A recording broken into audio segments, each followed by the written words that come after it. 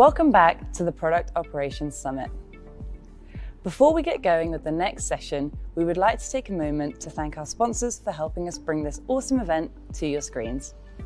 And don't forget, you can access even more content from past and future events on demand by becoming a PLA member. Head on over to productledalliance.com for more information. Enjoy the next session.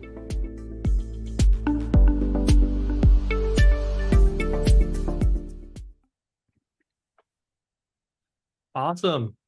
Good morning, good afternoon, good evening, everyone. Super excited to be here. My name is Shintaro Matsui. And my name is Timothy.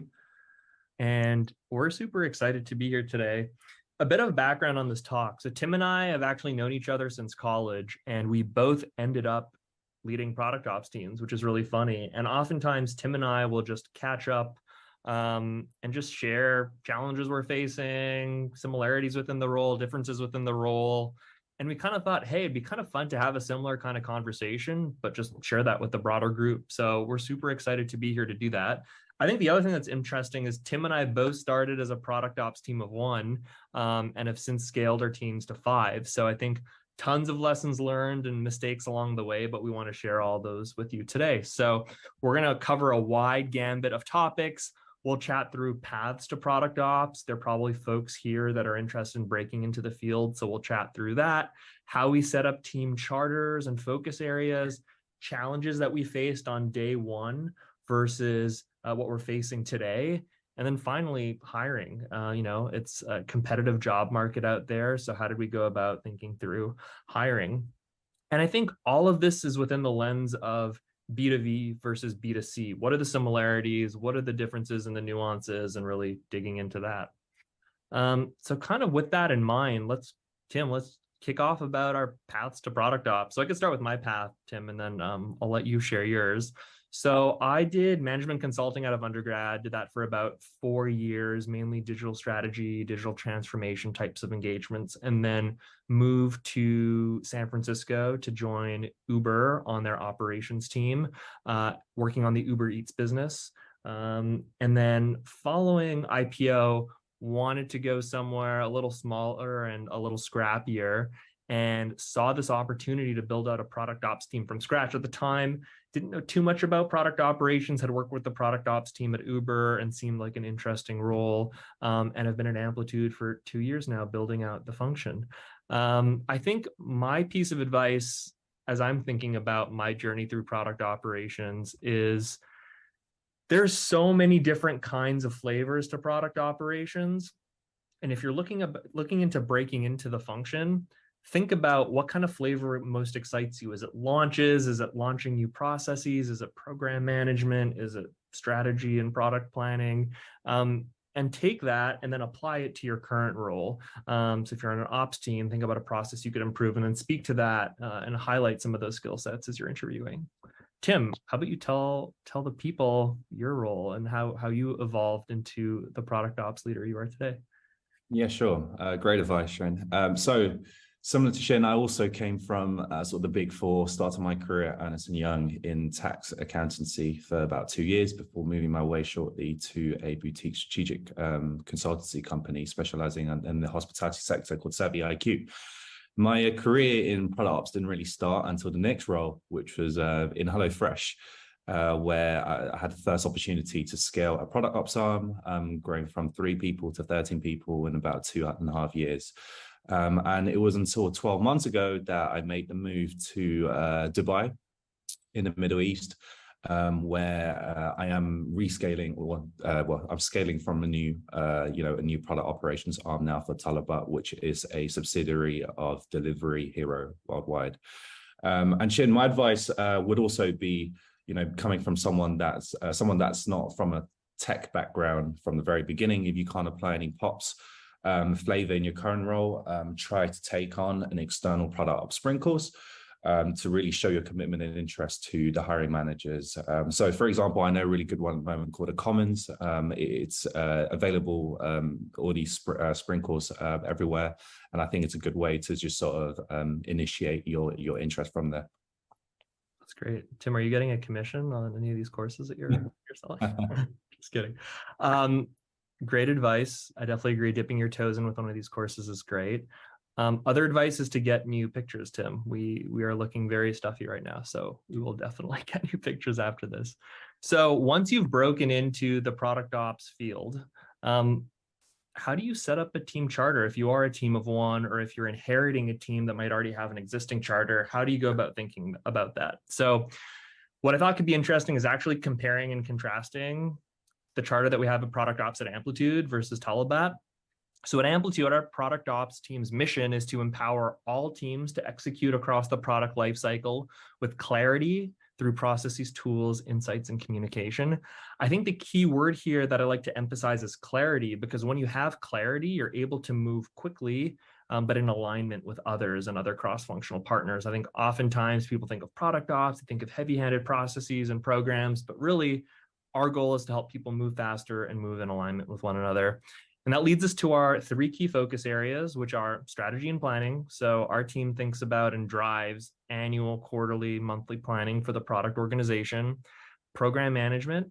The second focus area is building and launching. So thinking about tools, processes, frameworks to launch and build products to market in a more effective way. And then lastly is voice of the customer. So thinking about our feedback loop and how do we get those great nuggets of wisdom that our field is hearing back to our product team to execute and impact their product roadmap. Given all of this, my advice would be to revisit your charter and your focus areas quarterly. I think when I look at these now, they are drastically different from when I was a team of one. So constantly be revisiting your charter, asking yourselves if you're solving the highest leverage problems for your company and for your product team, and then just solicit feedback and continuously iterate on them. Tim, walk us through your Talabat's product ops team's mission and focus areas. Sure. Great advice, Shin. So my one is reduce lead time to value for all teams, enabling them to execute across the product development lifecycle with greater efficiency, clarity, and excellence. And I think it's interesting to point out that the key phrase here for us is to reduce lead time to value. So it's because we're a lot more operationally heavy, in my opinion. I think it's all about speed, it's all about velocity, and therefore lead time to value is really important here.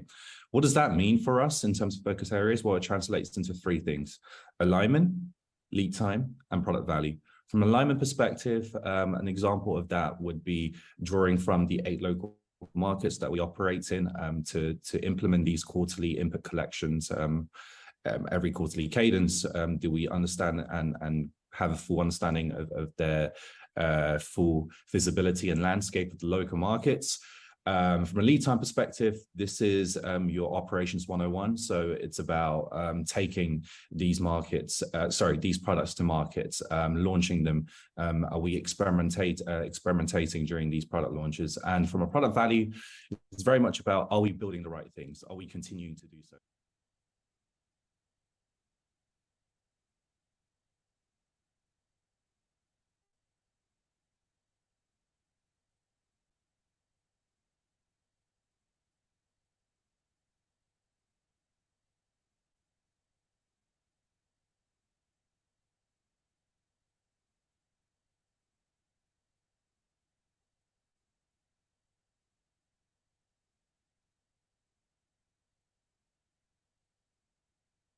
I think later on we'll dig into some of those nuances between B2B and B2C, and I think kind of that local market input is definitely something that's really interesting to dig into. So you have your vision, you have your charter, you're starting to work through that.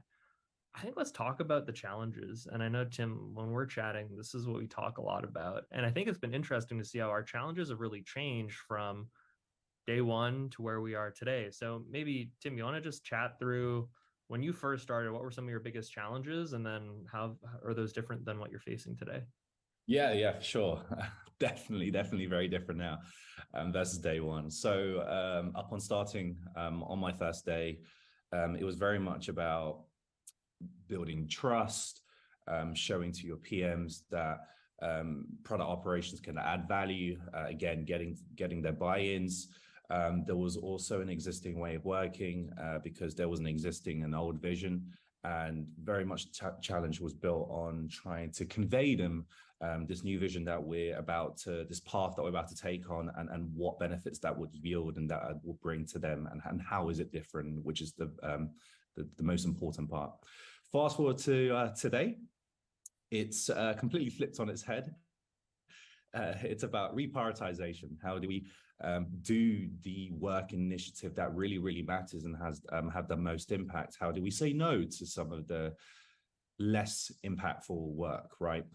How do we create a pulse with the local markets? How do we understand them better? And it's about sort of the future state of product operations. As complexity increases, as the nature of topics that we take on, the complexity of them increases, how do we structure the team in a way that we can keep on learning, keep on growing whilst being scalable at the same time? And I think my advice for folks here, Shin, would be that evolving challenges here are a confirmation that your team is adding value, right? So as you solve one thing, you discover another problem. I think that's pretty normal if you are in the world of product operations today. And I think in a fast-paced and ambiguous environment, you need to really take a breath and celebrate these small wins. And I think this is often overlooked. So it's important to acknowledge this and to really recognize how far you've come with your team, in my opinion. Yeah, Tim, that's awesome. I think oftentimes product ops work can go unnoticed or in the background. So really taking the opportunity to call out those victories is super important. So I think that's great advice. Yeah, I think reflecting on my day one challenge is quite similar to yours. I think when I joined Amplitude, no one knew what product operations was. So a lot of it was just education, establishing the vision, getting people excited about what the function could offer them. Then it was really building relationships with both folks within the product and also cross-functional teams to make sure that if we do start to roll something out, that it's really solving their needs, but also something that we're able to get their support on. Lastly, and most importantly, I think, was just chalking up some quick wins, getting momentum for the function, solving people's pain points, doing that as quickly as possible. Then when I compare that to today, our company's doubled in size since I joined. So a lot of the frameworks we established when I first joined have since become obsolete. So a lot of it's now around creating new frameworks and updating the ones that we had existing to make sure that they are meeting the needs of the business as it's scaled today. Also, we have a different operating model now. We have an embedded scaled model within our team. So working through some of the challenges inherent in that model. And then also tools that we had 2 years ago also might not necessarily be meeting the needs that we have today. So really having a keen eye there. I think the advice that I would have is, if you're not actively improving a process or a tool, you should assume that it will regress. And if you do constantly be kind of looking at those tools and processes, the best way to do so is with a process review. So every quarter, we poll our product, engineering, design, and go-to-market counterparts as to the tools and the processes that they use to work through product processes and ask them to stack rank them. And it's a great way for us to keep a pulse on these and also to improve them on a regular cadence. So let's talk about a topic that I've been asked a lot about recently from other product ops practitioners, which is hiring. This is really top of mind for folks who are scaling a team. And I think one piece of advice that I really like to give is in thinking about team composition. One thing that's worked really well for us at Amplitude is having a mix of both internal hires and then external hires. What I mean by internal hires are people who are working at your existing company, but at other teams. And external hires are folks who've worked at other product ops teams in the past or at other companies and say operations functions or other adjacent functions. That's really allowed us to do a few things. One, with the internal hires, it allows you to have a solid understanding of the business built into your team. So, if we're launching a new feedback process, it's really easy to get a pulse on what go-to-market would think by tapping into someone that's been on that team before. And then with your external hires, it's been really fantastic to bring in best practices from other product ops teams. So I think the mix of those two has been really beneficial for our product ops team. And I think the advice I would also give to folks is product ops skills can be taught. If you have someone who has really great subject matter expertise, but might be coming from a support background or from a customer success background, you can teach skills like program management or process improvements or being customer centric and voice of the customer programs. And that's something that we've invested time in, and it's really borne a lot of fruit. So that would be my advice in terms of how I've approached hiring and skill development at Amplitude. You want to chat a bit about how you're thinking about it at Talabat? Sure. Super interesting with the internal and the external hires, Shen. For me in Talabat, I think the problem is we are a lot more sort of behind from a product operations market, job market in the Middle East and in Dubai. So I think there's an expectation that I would have to coach these traits and to the team or new joiners, right? So therefore the importance, the mindset, the topic of mindset is more important to me. So therefore the strategy I have here is more on the mindset. So for example, being able to deal with ambiguity, comfortable in dealing with that, have a mindset of driving continuous improvement, being able to deal with difficult stakeholders. These are some of the traits that I would look for in order for a person to join with us in the product operations team here in Talabat. And my advice here would be that, you know, being a product operations personnel could be extremely demanding at times. And it is a role that's often really ambiguous at nature, by nature, with evolving challenges that we just touched on. And, you know, you don't own a product outright like a PM. So sometimes you do suffer from some imposter syndromes during bad days in the office, right? So my advice would actually to keep the pulse on the health of the team and really pay attention to their well-being, just to make sure that they're in tip-top form. Yeah, Tim, that's great advice. Yeah, I think mindset is something that can't be taught. So it's really great to keep that top of mind when hiring. So with all that said, I think we kind of wanted to dive a bit deeper into some of the nuances that Tim and I have discovered between B2B and B2C product ops, which I think has been interesting for us to chat through. Tim, do you maybe want to start by talking through what are some things that you think are specific or maybe more specific to B2C product ops? Yeah, for sure. I think from a launcher's perspective, it's evident that the focus here on my side, Shin, it's a lot more on speed, velocity. Even the way we do experiments, the way we bring products to markets, how do we do it as fast, as quickly as possible, right? In the right way? How do we take bigger risk, bolder risk, and therefore reducing lead time to value, essentially to all 8 markets, right, as quickly as possible? I think from a cross-functional perspective, it's evident that there's a lot more stakeholders here to manage on my side. We operate in 8 markets, for example, and from a central business function, we have to continuously liaise with 7 different departments. So therefore, I think from a nuances, when we're comparing nuances, stuff like that, it's about finding misalignment amongst the local markets. How do we align them together, right? How do we identify dependencies across all 5 tribes in the product and also in the local markets and business functions ahead of time and really resolve them? How do we work on the right things that all 8 markets and 7 central business functions are truly happy about, and finding that sweet spot? So those are the really unique sort of talking points that I found in the B2C, Shin.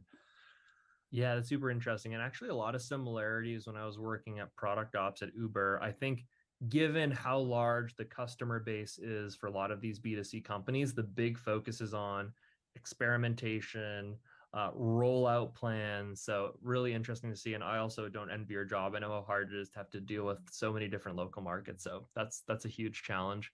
I think from a B2B perspective, what's been interesting is launches are really different in B2B versus B2C. So when you're dealing with B2B launches, I think I underestimated how important field enablement was. You know, when you're launching a new product, not only do you have to educate your customers about it through marketing, but you have to enable an entire field, oftentimes hundreds of people in different roles, right? You have to enable your professional services team to be able to do technical demos or technical support. You have to enable your customer success managers to understand frequently asked questions a customer might have. You have to educate your account executives to figure out how they should position this with certain clients. So enablement really is a huge part of launches that I've seen, and something that as product ops owns launches at Amplitude, something that's been really top of mind.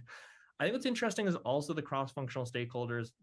This is by no means an exhaustive list, but I think when it comes to launches, the teams we work most closely with are really PMM and thinking about crafting the messaging of a given launch, and then also our various enablement teams for different markets. So definitely a lot less complex, I would say, than having to tailor, these launches to 8+ different markets. But there is some tailoring when it comes to the marketing messaging, but definitely not to the extent that I've seen in B2C. I think also there are some nuances in terms of customer segments. So, we treat our enterprise customers and kind of the products that they receive a little bit differently than, say, some of our starter customers. So that's another nuance that I've seen a bit different in between B2B and B2C. But I think beyond those differences, I think there are tons of similarities, Tim, that you and I have talked about over the years. I think the broad categories of work are similar, and I think we've seen that in just the charters that we chatted through today. I think the evolution of the function is also quite similar. We've seen kind of the model of scaling and how we've structured our teams. Interpersonal skills we talked about. I think to be in product ops, you have to be pretty process oriented, scrappy, empathetic, a great stakeholder manager, and just a really, I think, well-rounded jack of all trades to be able to do it all. And then finally, I think we've both seen that hiring is a challenge for both of us. So again, this is just scratching the surface, I think, of kind of B2B versus B2C product ops based on our two unique experiences. I'm sure there are other folks on the call here who might have lots of opinions and other thoughts. So kind of would love to continue the conversation, both during the question and answer period, but also after as well. So feel free to reach out to this there. I think, Tim, to kind of close it off, I think it'd be really interesting just to hear, kind of given everything we've talked about, given, those conversations that we've had over the years about product ops, what are some of your top 3 pieces of advice for folks on the call today? Yeah, for sure. So Shin, my top 3 pieces of advice. Number 1, don't jump straight in to the biggest problem area. So this is something I've done in the past. Assess effort versus impact, and really strategize on the most effective way to create impact going forward with your company, right? And my number 2 is don't copy what others do when it comes to content-wise perspective. And the reason why I say that is because every company is truly unique. It therefore will comprise of its own unique problem statements, et cetera, and therefore will be different. Your company's pain points, Shin, will be very different to my company's pain points, right? So therefore, really create your own strategy to how to approach those, how to deal with those, and therefore don't necessarily copy what others do. And finally, this one really resonates with me. There's no need to try and get something perfect from the very, very beginning. Learn through experience, fail fast, fail right. But more importantly, take the learnings on board and reiterate. So those are my 3 advice. That's awesome. And pretty similar to mine. I think mine are 1, start small. So if you're launching a new process or trying out a new embedded model, start with 1 pod or 1 product team before you roll it out to everyone within the product development organization. And really that way you're able to iron out all of the kinks for a given process or tool before it impacts a lot of people. The second one, solve customer pain. In this case, in product ops, your customers are PMs, engineers, designers, go-to-market folks. Have a really good pulse on what are their biggest pain points today, and continuously try to solve them. And then the last piece is a culture of improvement. As I said before, assume that processes and tools that you've rolled out even a quarter ago or 6 months ago are going to regress, especially if your team is scaling quickly. So continuously be improving and always have that lens on how can I make things better.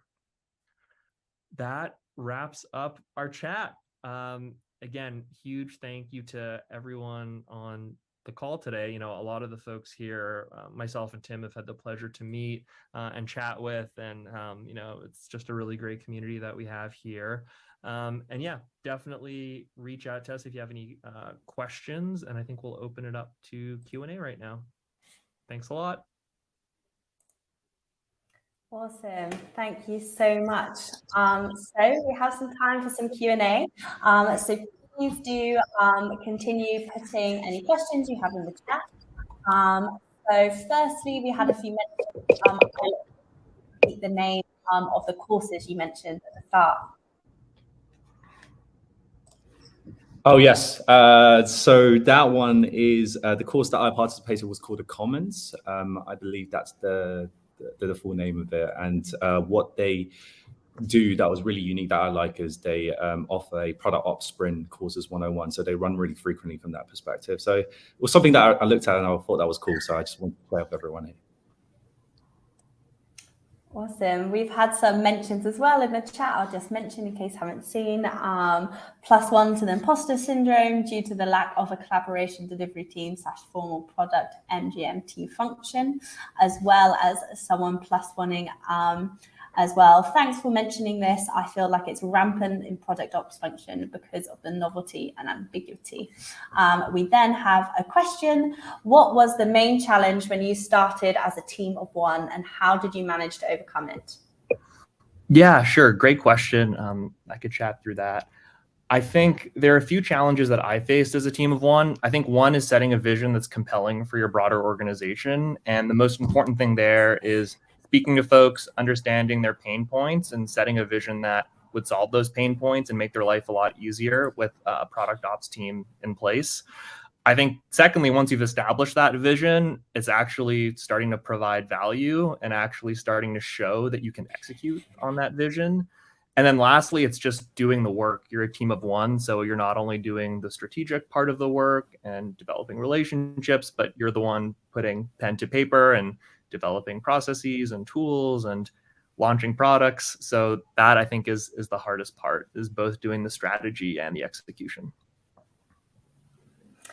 Awesome. And then we've got another question. So great session. What is the biggest mistake when scaling B2B versus B2C? Yeah, I could chat from a B2B perspective, and Tim, feel free to chime in. I think it's a matter of timing. I've seen product ops functions scale too quickly, and they've actually overhired, and then it's kind of perceived as not as additive to the team. I've also seen product ops teams just be inundated with work and just really struggle for a really long time as a team of one or two. So I think part of that is always having a pulse on the organization. And that's something that I talk a lot about, which is understanding what are the pain points that the company is feeling now, but also trying to look around the corner and think about what does the next 6 months look like? Are there new product launches on the roadmap? Is our company about to go public? Are we doing any mergers and acquisitions that might necessitate some more help? So I would say always trying to look ahead and then plan accordingly for the headcount that you might need and make that case to whoever would be approving the headcount. In my case, it's the CPO. Yeah, I think from a B2C perspective, and I'm just speaking from my own experience, it's jumping into the big stuff. You're eager, you're starting a new function. There are 7 local markets in need, 7 business functions. So you really just want to solve the biggest things, right? And I think Shin and I touched on this point earlier in the presentation. Whilst actually that might not be the most effective way of the quickest path to take in terms of building value and building trust with your product counterparts. So what I did was I jumped straight into building a product launch framework or trying to understand the markets inside out. And 9 months later, I realized I was no further than only a little bit of progress than what we've started from day one. So it's about collecting that, being calm about it, really pacing exactly what Shin said, what your next 6 to 12 months will look like, and how to really just have a combination of the high impact, high effort ones with the low effort, but still high impact initiatives. Awesome. So next question, how did you assess the right timing to grow your team? Yeah, really good question. I think somewhat similar to what I touched on before, but I think of growing your team as kind of like push and pull. So I think you should be pushing initiatives that you want to drive as a product ops function. And if there are some initiatives that require a larger team, then that is something that you should advocate for. But I think the pull from the organization is also really important. So let's say you're adding a ton of value to one product team. You really want another product team to say, hey, I want another product ops manager, or, I want product ops support. So I think having that combination of you advocating for what your team can deliver in the future, coupled with other teams pulling and requesting more product ops resources, makes for the right timing to grow your team.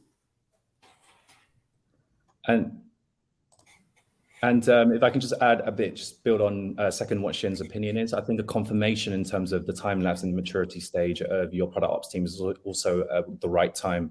It confirms the right time to sort of hire as well. So whilst building a vision and trying to take on work, you will eventually arrive into a stage where you are reprioritizing, you're having to say no to some of those works coming in. And I think that's also a confirmation that there is more and more on your plate, there's more and more to do, and therefore it is the right time by definition to have those conversations about capacity and further headcount.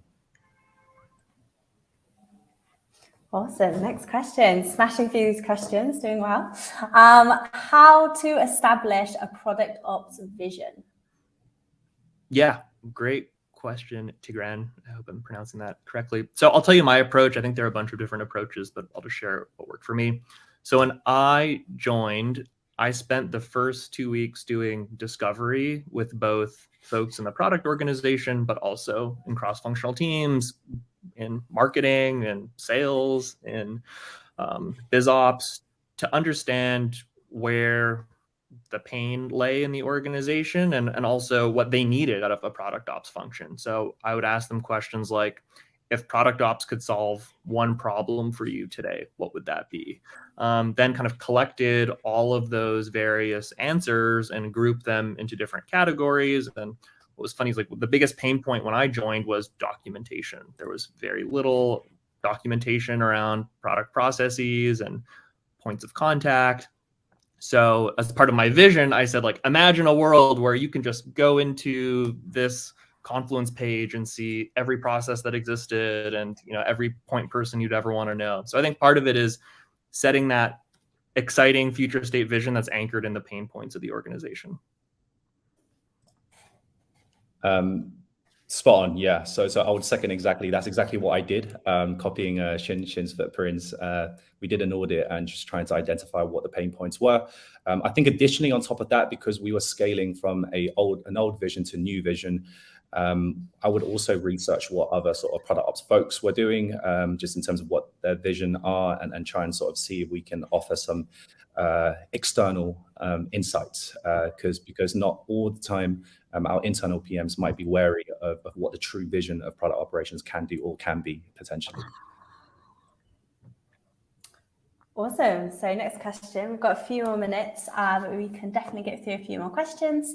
As you work for global organizations, what's your approach to drive product ops impact at a global scale across all local teams and business units? Tim, I will pass that over to you. Thank you, Shin. As you work for a global organization, what's your approach to drive product ops impact at a global scale across all units?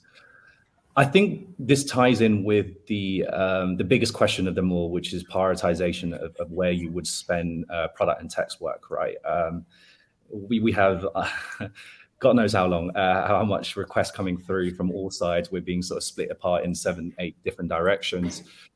So I think impact can be defined very differently, whether you are an MD of a local market versus a business function, or even the head of a tribe lead in a product vertical, right? So I think number one, we need to define what impact might mean, and sort of break that down into what that would be prioritized over the next to 12 months in terms of your roadmap, right? So it's about finding the sweet spot, agreeing on what some of those priorities that could tick some of the boxes, the pain points to solve from a local market perspective, from a business function perspective, and spread that over into your next 6 to 12 months. And finding that sweet spot, making sure you have buy-ins from the C-suites, make sure you have buy-in from the CPO, and also from all the MDs. And I think once that you have sort of like a verbal agreement, an official agreement from that, that's where you really can just just guarantee impact from that perspective. Anything to add from that, Shin? No, that's spot on and similar to what I saw in product ops at Uber. Awesome, thanks so much. So another question, again, is quite popular. So how do or did you measure success for the vision and goals you established in your product ops function, especially as a team of one? Cool. This is a really great question, Blake. Something that I think there's a lot of discussion around how to measure the success of product ops. So I think this is spot on.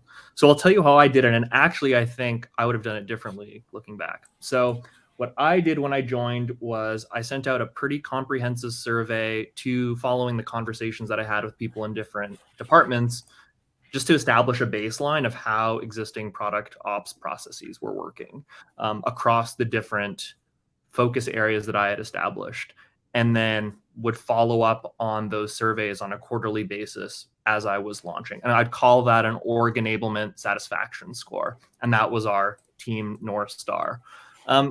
I think that was great to show initial progress, but I think over time, I think what you realize is sending out surveys, you'll always have people who are unhappy regardless of how much progress you made, or people who, just like you as a person and will give you a good score. So I don't always think that's the most accurate way to measure success. How I've actually pivoted my team to think about measuring successes through outcomes. So every quarter, we set quarterly outcomes against each of our focus areas. So for example, under building and launching, an outcome this quarter is to launch a launch framework across 3 new product pillars. For voice of the customer, it's to improve our product board triaging by a certain percentage. So I think what happens is when you shift the focus from like a North Star metric to outcomes, it's a lot more tangible. You could kind of look back and say, hey, here are the 10 things that my team did. And then here are the 5 other things we could have done had we had another person. So I think kind of started off with org enablement satisfaction, but have since pivoted to outcomes. Yeah, great responses there, Shintaro. I think from my side, from an operational heavier company perspective, just to give a bit of insight, we're also assessed on lead time, which is the speed that we take the rollout to market. As our second pillar, it's basically about velocity. And the third pillar, which is about optimization, building product value, we are assessed on individual product quality metrics. So it could be conversion or click-through rates, et cetera, et cetera. Awesome. Some really great answers, some really great questions. Unfortunately, we are coming near the end of our time. So I think we're going to have to stop with the questions there, but there is still a couple that have not been answered. So please do make sure that you head over to Shintaro and Timothy's LinkedIn to continue the conversation. But thank you everyone for tuning in. It's been a really great session. And thank you so much for all your great questions. Apologies to those we haven't got answered, but I'm sure they'll be able to be answered on LinkedIn. So yeah. Thank you very much, everybody. See you again soon. Awesome. Thanks, everyone. So, you want to change the world. Build something that makes people go, problem is, you'll be flying blind. You build product on one end, results come out the other, but in between is a massive black hole. And that's why we built Amplitude. It gives you a whole new understanding of customer behavior, predicts outcomes, and adapts experiences to drive world-changing results. You want to change the world? Now you can.